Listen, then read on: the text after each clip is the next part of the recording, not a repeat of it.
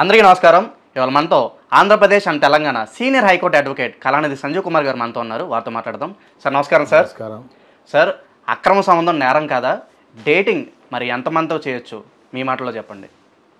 దానికి ఒక సెక్షన్ ఉంది. According to section 497 IPC Indian penal code 1860. ఈ సెక్షన్ ఏంటంటే అడల్టరీ. ఈ అడల్టరీ అనే సెక్షను 2018లో స్టక్అవుట్ అయిపోయింది. సుప్రీంకోర్టులో 5 ధర్మాసం దీన్ని కొట్టేశారు. ఈ సెక్షన్ అడల్టరీ సెక్షనే తీసేశారు. అందుకనే అప్పుడు మహిళల మీద ఏదైనా చేసినా కూడా అది అఫెన్స్ కాదని చెప్పి మనకి 2018లో తెలిసింది. లివింగ్ రిలేషన్షిప్ అని ఇప్పుడు కొత్తగా పెట్టారు.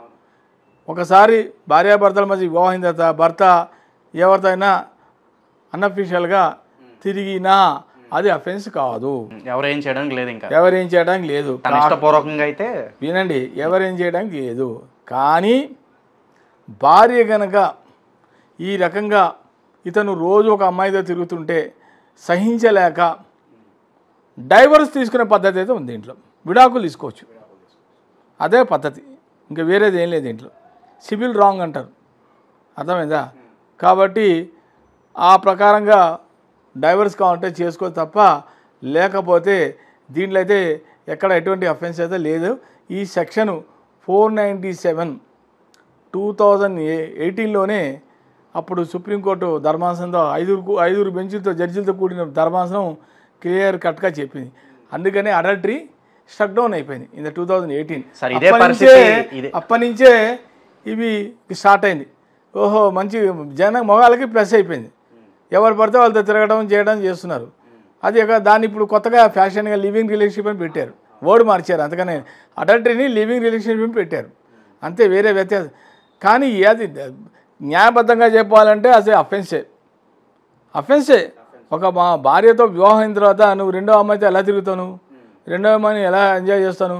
అది నేరమే కదా, తప్పే కదా. కానీ ఇప్పుడైతే ప్రస్తుతానికైతే అది అఫెన్స్ కాదని చెప్పి క్లియర్ కట్గా చెప్పింది. లీగల్గానే నిర్ధారణ చేశారు దీన్ని. నిర్ధారణ చేశారు. కాబట్టి ఇలాంటి సమయంలోనే అమ్మాయి కనుక చూసి అడ్జస్ట్ అయితే అడ్జస్ట్ అవ్వాలి, లేకపోతే డైవర్స్కి వెళ్ళిపోవాలి. రెండో వేరే పద్ధతి లేదు, ఆప్షన్ అయితే లేదు. ఇక దీంట్లో మళ్ళీ సెక్షన్స్ అలాంటివి ఏమి లేదు, అఫెన్స్ ఏం లేవు. అది ఇదే చట్టం అబ్బాయికి కూడా వర్తిస్తుంది కదా. ఒకవేళ అమ్మాయి కనుక ఇలా చేస్తుంటే ఎవరికైనా వర్తిస్తుంది. బోత్ బాయ్ అండ్ గర్ల్ ఎవరికైనా వర్తిస్తుంది. లివింగ్ రిలేషన్లో అబ్బాయి అయినా చేయొచ్చు, అమ్మాయి అయినా చేయొచ్చు. అందుకనే కదా ఇప్పుడు అడల్టరీ తీసేసిన తర్వాత ఇప్పుడు స్టార్ట్ అయింది కొత్తగా. సుప్రీంకోర్టే చెప్పింది కదా లివింగ్ రిలేషన్షిప్ చేసుకోండి అని. ఎంతమంది సినిమా యాక్టర్లు చేసుకోవట్లే. కానీ దాన్ని అక్రమ సంబంధం అనే వర్డ్ కాదు, అక్రమం పదం తీసేసాను. అది అఫెన్సే కాదు. ఇప్పుడు ఎవరు అఫెన్స్ అనట్లేదు. అది ఇష్టం ఉంటే ఓకే, ఇష్టం లేకపోతే బాయ్. అది అట్లా అయిపోయింది. కాబట్టి వివాహం అయిన తర్వాత కూడా భార్యాభర్తల మధ్య భార్య కానీ భర్త కానీ ఎవరైనా వేరే వాళ్ళతో ఇల్లీగల్గా తిరిగితే అది ప్రస్తుతానికైతే అఫెన్స్ కాదు.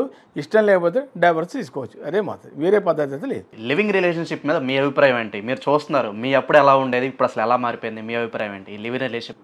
ఆ రోజులో కట్టుబాట్లు ఉండేది బాబు. ఆ రోజులో అంతా మేము చాలా అందరం కూడా మా జనరేషన్లో డిసిప్లిన్గా ఉండేవాళ్ళం. అప్పుడు ఇంత ఇది లేదు. ఇప్పుడంతా డెవలప్ అయిపోయింది. కానీ ఇప్పుడంతా కూడా ఆ రోజులో మేము కాలేజీకి వెళ్ళాలంటే మేము భయపడేవాళ్ళం. జాగ్రత్తగా ఏమన్నా చూడాలంటే భయపడేవాళ్ళం మేము. కాబట్టి మా డెకోరం మెయింటైన్ చేసేవాళ్ళం. ఇప్పుడు అలా కాదు. బాయ్ అయినా గర్ల్ అయినా హాయిగా చట్టాపట్టాలు వేసుకొని తిరిగేస్తారు. ఫ్యాషన్ అయిపోయింది. ఇప్పుడు దాన్ని మనం కామెంట్ చేయడం కూడా కరెక్ట్ కాదు. ఇప్పుడు జనరేషన్కి అప్పటి జనరేషన్కి చాలా వ్యత్యాసం. అదే అర్థమైందా?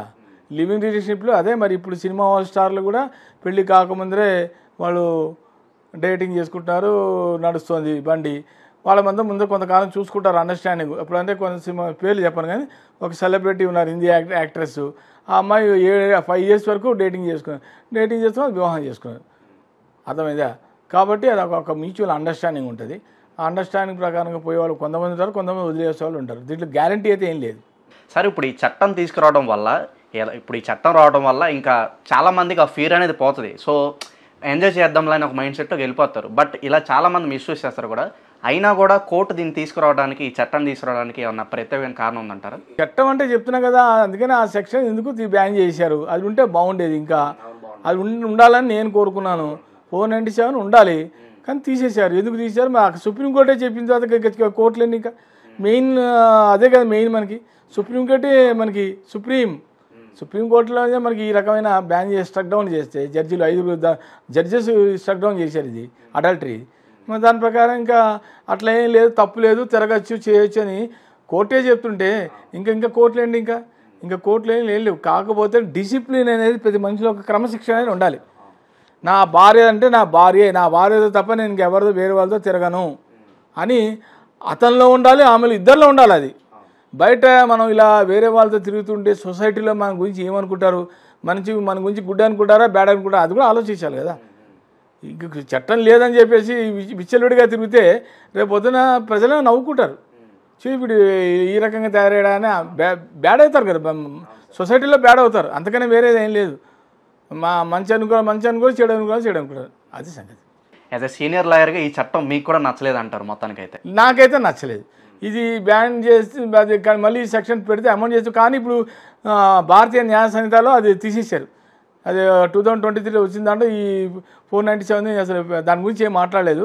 అది దాంతోనే 2018లోనే అప్పటితోనే అది అడల్టరీది అది స్ట్రక్ డౌన్ చేసేసారు అంతే. ఓకే సార్, అక్రమ సంబంధాల గురించి మీ స్టాండ్ అయితే బాగానే చెప్పారు. సో చట్టాల గురించి చాలా క్లారిటీగా ఎక్స్ప్లెయిన్ చేశారు. సో ఇది కళానిధి గారితో ఇవాళ మా డిస్కషన్. మరో ఇంట్రెస్టింగ్ వీడియోతో మళ్ళీ కలుద్దాం. నా వీడియో కనుక నచ్చితే కనుక లైక్ చేయండి, షేర్ చేయండి, సబ్స్క్రైబ్ చేయండి. Like, share, subscribe.